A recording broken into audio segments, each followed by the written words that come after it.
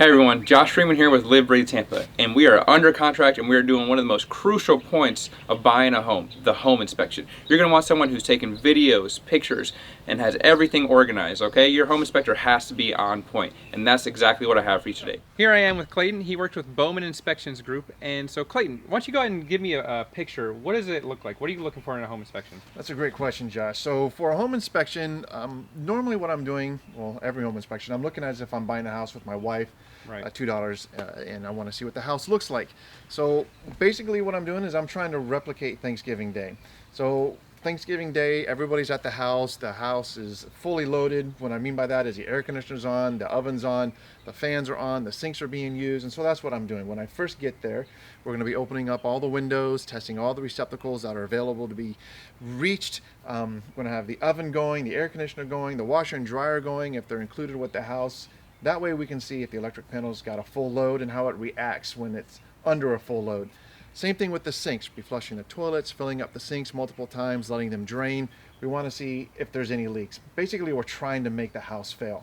Right. And then along with that, what we're doing is looking for life safety issues. We're looking to see if there's anything that's going to cause a problem with the house catching on fire, if there are any code violations, as well as insurance inspection.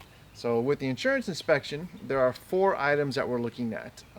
The roof, the electrical panel, the HVAC, and the plumbing system.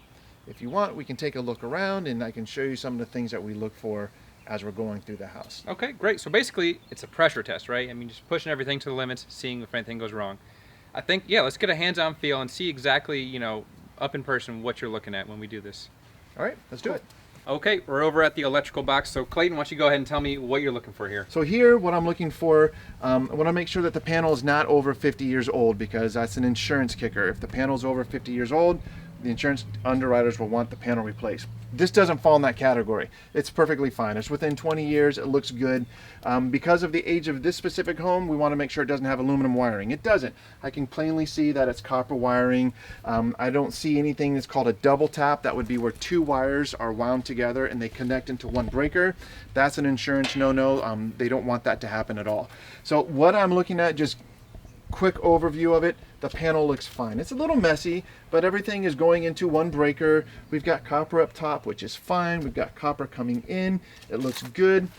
There's not undersized wiring, so the breakers are supposed to have a specific gauge wire. All the wires look good right now. So this panel in its current state, just looking at it quickly, it would pass. Alrighty, we are right next door to the electrical panel. Looks like we're taking a look at the HVAC system. Clayton, what are you doing? Well, I'm just taking a look at the HVAC system, you're right, and there's a couple things that I noticed straight away. Okay. One is that the insulation wrap has fallen off, so that's an easy fix. That's Home Depot or Lowe's, 10 or 15 bucks. It just gets, you can see that's got a slit on the back of it right there. It just fits around the condensation line, and it just makes everything work much smoother. Okay. The second thing that I'm seeing, and I was taking a picture of, you see how my hand is going in here? Yep, pretty easily. This is the HVAC chase, and that's where the refrigerant line will connect to the handler that's in the closet in this house. We don't want our hands to go in there, and that's because rodents can get in there. And when rodents get in there, they have complete access into the attic, and once they get in the attic, unfortunately they use the insulation like a litter box, but they can also chew on electrical wires and just cause damage. So an easy fix, just get a can of expanding insulating foam, spray it in there, let it dry, cut it off smooth, and problem solved. Wow, that's pretty easy. Awesome. Yeah, absolutely. One of the most important things of a house inspection has to be the roof. That can be your biggest cost. So why don't we go ahead and take a look. Where is Clayton, by the way? Oh, hey Josh, just taking a look at the roof. So, from what I understand, this roof was installed in 2015. That's correct. Overall, it looks pretty good. The tree is a little bit closer.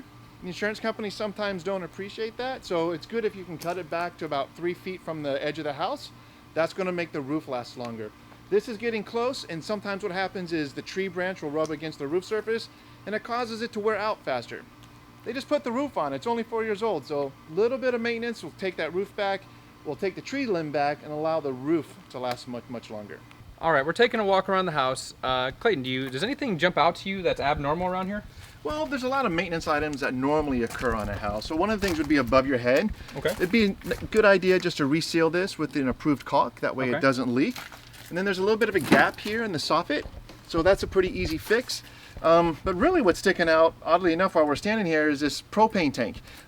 It is not a traditional installation method. What I understand is that this actually feeds the stove and the oven inside the house. So it looks like the homeowner, either the homeowner or a previous occupant, has run just a standard grill distribution line, which is not allowed. So the distribution line is not allowed. The tank isn't secured. So just overall, it just needs to be installed to code. Now, while I say that, this house isn't required to meet today's code because it was built back in the 40s. However, we talked about life safety issues earlier, and this could be one. If there's a kid running around out back and they knock the propane tank over, it could become a huge issue down the road. So a relatively easy fix, just going to involve a little bit of money and manual labor to get it installed correctly. Okay, we're moving outside, going inside. What are some things that you really want to highlight during this tour? Well, one of the things we look at obviously is the plumbing system that the state of Florida requires in those statutes we talked about earlier. It's also one of the pass-fail items on the 4-point form. This plumbing, even though it's an older home, has been updated. It doesn't have the galvanized piping, which would normally be installed in a home of this year. It's been retrofitted with the CPVC piping, which means one, it's no longer the galvanized, and two, it's not going to cause any insurance problems. So far, we haven't found any leaks, but we'll keep looking throughout the house and see what we see. Okay, we just got done hitting some major highlights here. What do you normally do at the end to kind of wrap it up for the customer? Well, what we like to have is the customer show up towards the end of the inspection. Now, they can be at the inspection the entire time, but sometimes it gets tedious. Right. I usually tell them I average about 1,000 square feet per hour. And so if it was a 2,000 square foot home, we tell them 2.5 hours. But at the end of the inspection, we like them to be here approximately a half hour before it gets over, because it's just better to physically walk somebody through what I've seen. Now, they're gonna get the inspection report normally that same day, typically by 9 o'clock the next morning, but it's just better if I can walk them around.